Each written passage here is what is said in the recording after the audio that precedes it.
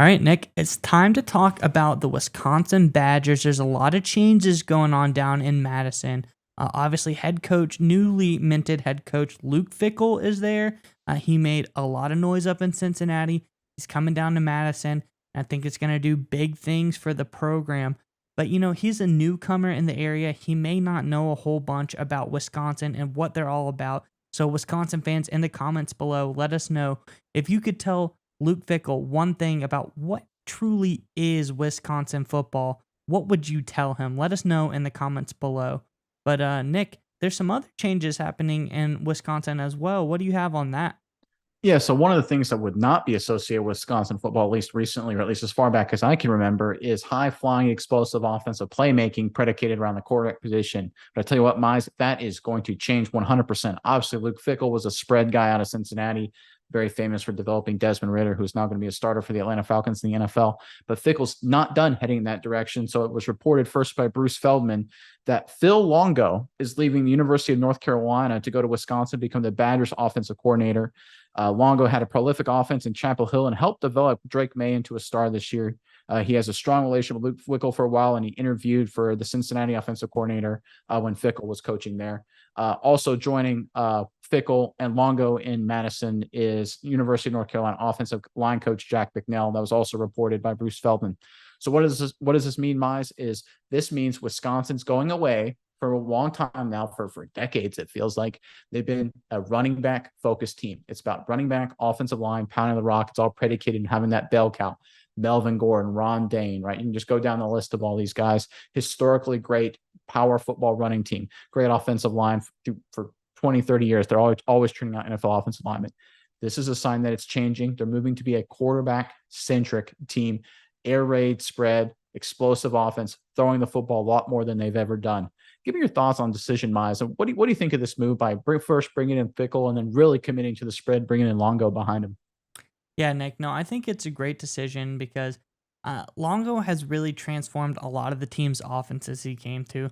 Obviously, North Carolina was coming off the heels of the success of Mitch Trubisky, and they wanted to keep that success. Longo comes in, and then you get Sam Howell. Sam Howell, great quarterback. Obviously, he was drafted very highly in the NFL when he left. Drake May also looks like a very explosive, really top tier type of quarterback. And bringing an offensive coordinator like this to your program that is it's really going to change the face of Wisconsin football. It's something they're not used to, and quite frankly, Nick, I think last year one of the most exciting games, well, last season, the regular season is over, Yeah. that we saw North Carolina App State. That was some high flying football. Both teams scoring in the high 60s. It was an incredible game. And that is the kind of football that I think Wisconsin fans are going to love to see because this air raid style that Longo brings and the high end quarterback play he's able to develop is what he brings to this staff that is the most key, Nick. Don't you think that this is going to be really interesting to watch? Oh, 100%. You're dealing with a Wisconsin team that they've been kind of limited in their ceiling, right? The way they've structured their offense, power football, play action, not being very explosive or high flying at all, frankly. And you see what happens, right? They have a great year. Maybe they go 10-2, go to the Big Ten championship game, and most likely get beat, in the Big Ten championship game, or they go 7-5, 8-4, 9-3. They always seem to be right around the top 25. Sometimes they're in the top 10, but they have the ability to be so much more. Right. A lot of Wisconsin's strengths, if you compare it to a team that's very famous in the FCS, is North Dakota State, right? Obviously, both Midwestern programs. North Dakota State is known for their defense, offensive line, running the football in the FCS. But people forget the reason North Dakota State is so good is they get elite level quarterbacks: Carson Wentz, Trey Lance, Easton Stick.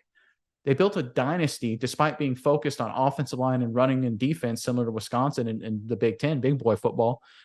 But they built a dynasty in North Dakota State did by focusing on the quarterback. That's really what they focused on. That's the secret sauce.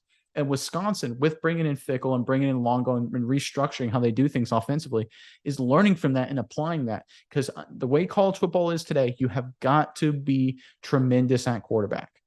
There is no alternative. We see this throughout the entire college football landscape. There is literally no good college football team that's not really good at quarterback. Southern Cal, Ohio State, Alabama, Georgia, and even Stetson Bennett. He's in the Heisman Trophy finalist, right? You have to be really good at quarterback be a top flight contender in college football these days. It's just the way it is. And great job by the athletic department here in Madison for recognizing that and moving off what they've been traditionally leaning for decades now, and realizing the times have changed and focused on that.